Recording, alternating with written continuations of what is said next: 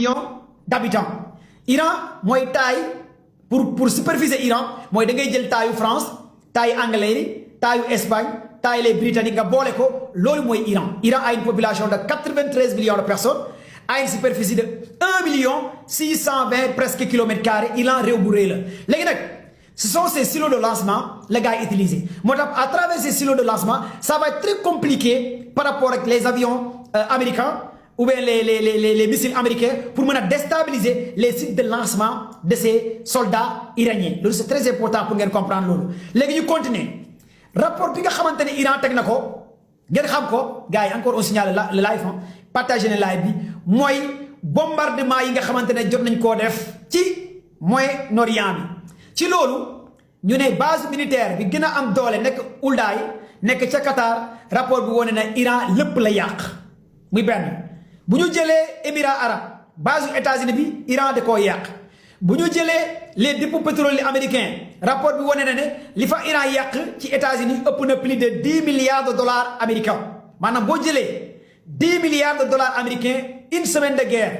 nga jëlaat 11 milliards yi nga xamante ne Iran wane na ko te Alan Crew confirmé ko kon ça tourne autour de 21 milliards de dollars li États-Unis commencé ñàkk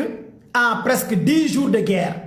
dans 10 jours de guerre. rapport bi wane ne américains yi ñàkk nañ valeur plus de 21 milliards de dollars américains kon donc États-Unis ñàkk na lu bëree bëri li nga xamante ne mooy guerre bi léegi nag bu ñu jógee ci loolu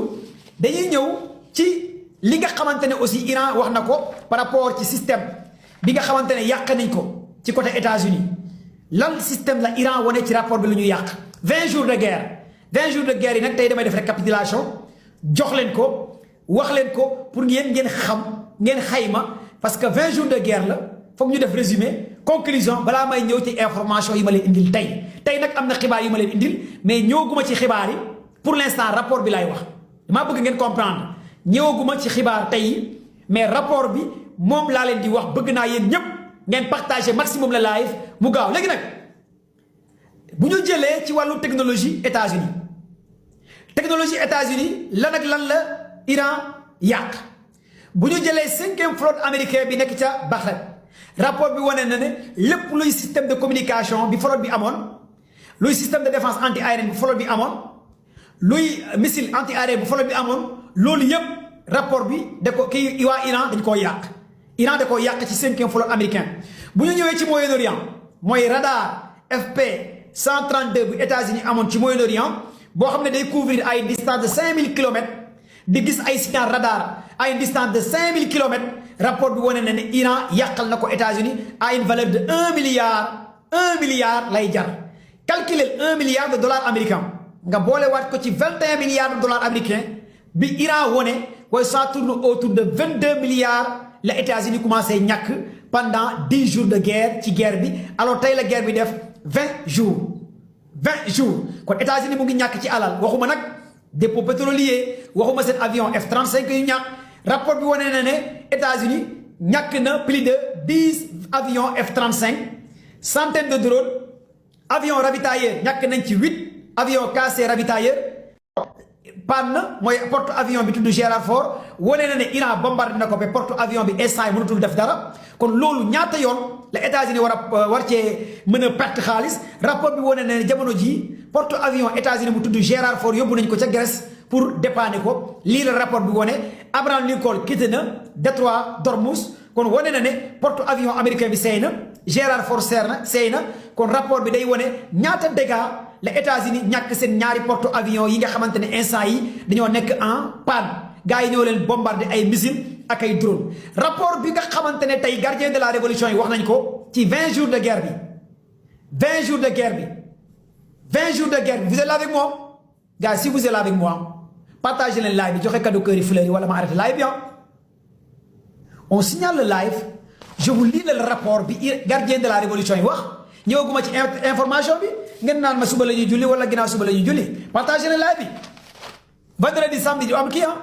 merci Khady joxe leen cadeau cœur yi voilà nii la da ngeen di tapoter partager tapoter leen live bi ñu àgg. tapote leen comme ça joxe leen kër yi fleur yi très bien voilà joxe leen gros cadeau yi kër yi bu ñu jëlee merci pour les fleurs bu ñu jëlee ci Moyen-Orient bi rapport bi wane na ne tey li nga xamante ne yàq nañ fa ci base militaire américain yi seen centrale yi seen site de communication bi seen siège Microsoft bi seen li nga xamante ne mooy waa CIA ñoo fa nekkoon mooy siège CIA bi nekkoon dans les Émirats arabes yàq nañ ko seen siège CENTCOM bi yàq nañ ko seen base militaire yi yàq nañ ko te loolu luñ ci xayma ay milliards de dollars ëpp na lool te wane na ne yàqal nañ lépp li nga xamante ne États-Unis da doon am centre de communication au-delà de tout ça dañuy dugg Israël lan la rapport bi wone ci lu waa Iran yàq biir Israël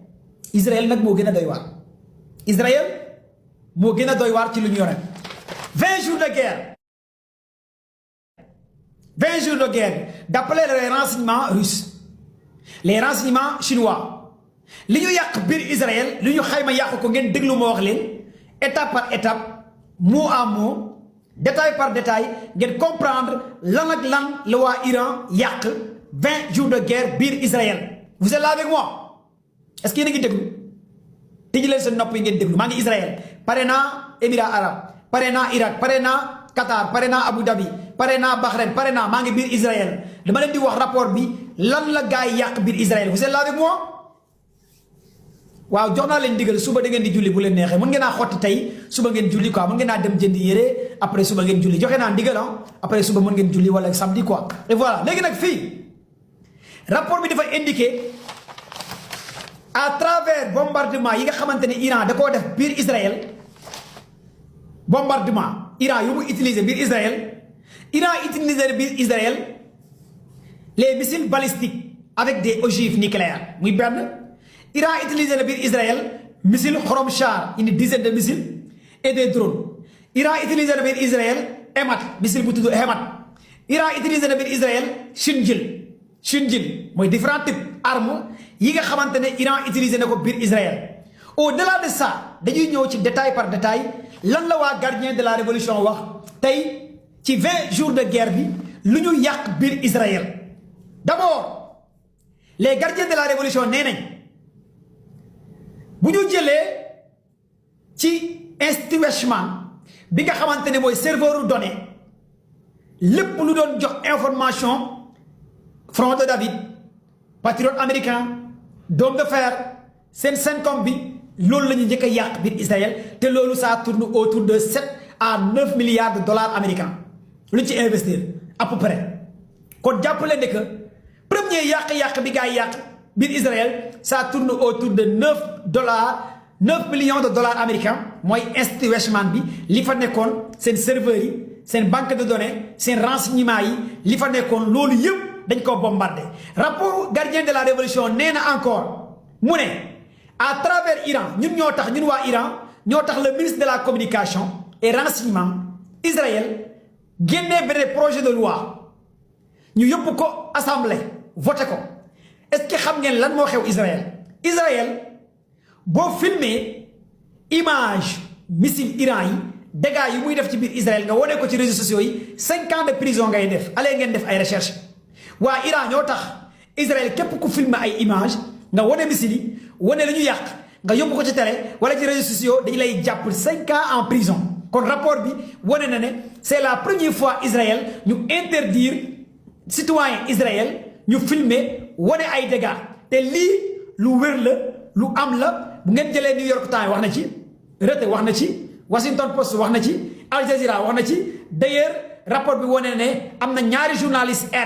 Ers journal la bi nekk biir Israël jàpp nañ ci ñaari journalistes CNews sont des journalistes jàpp nañ ci ñetti journalistes lan moo tax ñu jàpp leen mooy dañoo wane ay image yàq-yàq li nga xamante ne Iran def na ko biir Israël loolu nag défaite Israël la bu nekkee Iran dafa parvenir mooy front de David lan mooy front de David front de David mooy ay système de défense anti-aérienne bi Israël amoon bu gën a baax la Iran yàq lan mooy le dôme de fer mooy système de défense anti-aérienne bi Israël yor loolu la Iran yàq lan mooy Institut Weizmann institut la boo xamante ne ay serveurs ñoo fa nekk ay banque de données ñoo fa nekk ay IPAT ñoo fa nekk ay ingénieurs ñoo fa nekk ay système de défense ñoo fa nekk loolu yëpp Iran da koo yàq loolu nag képp ku ko wone wala nga filmer ko wala nga wax ko